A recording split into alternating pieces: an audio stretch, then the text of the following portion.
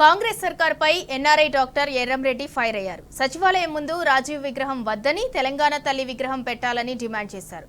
తెలంగాణ అమరవీరులను పొట్టన పెట్టుకున్నది కాంగ్రెస్ కాదా అని ఆగ్రహం వ్యక్తం చేశారు.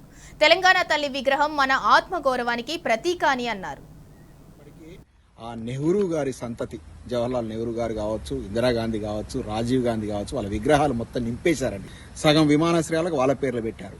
ఇక దేశ నాయకులు అంటే ఓన్లీ వాళ్లే కాదండి, ఎంతో మంది ఉన్నారు. అహింసా పద్ధతిలోనే మన స్వాతంత్రం తీసుకొచ్చిన మహాత్ముడు గాంధీ గారి విగ్రహాలు కూడా లేవు. అట్లా ఆ కుటుంబమే మొత్తం దేశాన్ని మొత్తం ఉద్ధరించినట్లు వారి యొక్క ఆ కాంగ్రెస్ పాలనలో, ఆ కుటుంబ పాలన లోపల దేశంలో విధ్వంసం జరిగిందండి. మొత్తం దేశం మొత్తం సర్వనాశనం అయిందండి.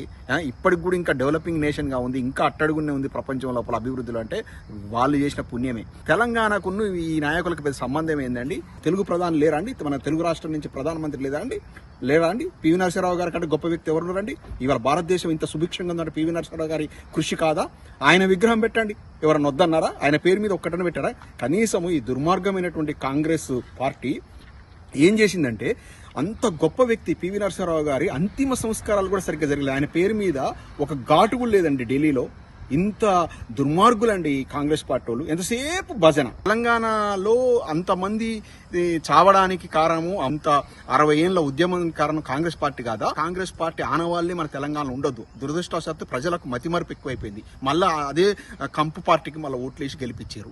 మరి ఇప్పుడు తీసుకొచ్చేసి మొత్తం గాంధీల ఫోటోలతో నింపుతారట. ఆల్రెడీ తెలంగాణ అంతటా ఉన్నాయి. ఆల్రెడీ ఇప్పుడు కొత్తగా వచ్చి తెలంగాణ సెక్రటరీ ముందు పెట్టాల్సిన అవసరం ఉంది. బరాబర్ కేటీఆర్ గారు అన్నట్టు తెలంగాణ తల్లి విగ్రహం పెట్టాలి, లేకపోతే పివి నరసింహారావు గారి విగ్రహం పెట్టండి. ప్రజలు హర్షిస్తారు. ఏంది ఆల్రెడీ ఎయిర్పోర్ట్ కు రాజీవ్ గాంధీ గారి పేరే. ఏ ఊర్లో చూసినా వాళ్ళ విగ్రహాలే, ఏ కూడళ్లలో చూసినా వాళ్ళయ్యే.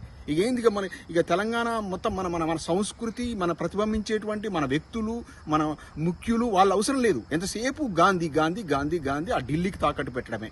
ఇక మన ముఖ్యమంత్రి గారు గత 9 నెలల్లో దాదాపు ఒక 50-60 సార్లు ఆ ఢిల్లీకి పర్యటించుంటారు. హైదరాబాద్ లో కంటే ఎక్కువ ఢిల్లీలో ఉంటున్నారు. మొన్న 14 రోజులు మళ్ళీ అమెరికాకు వచ్చారు.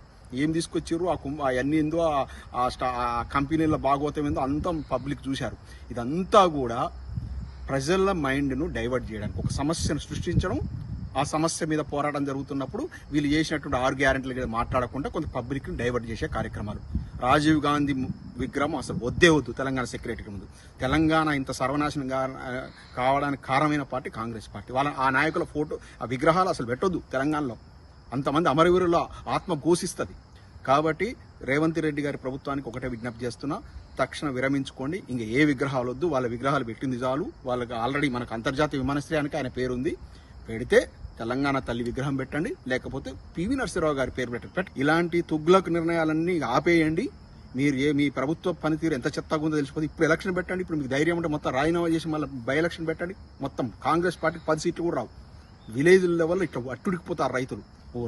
రైతు భరోసా అన్నారు, ఉన్న రైతు బంధుకు తూట్లు పొడిచారు. రుణమాఫీ అన్నారు, అందులో కనీసం 50% రైతులకు కూడా రుణమాఫీ చేయలేదు. సర్వనాశనాన్ని మనం కొని తెచ్చుకున్న నడుస్తూనే ఉంది.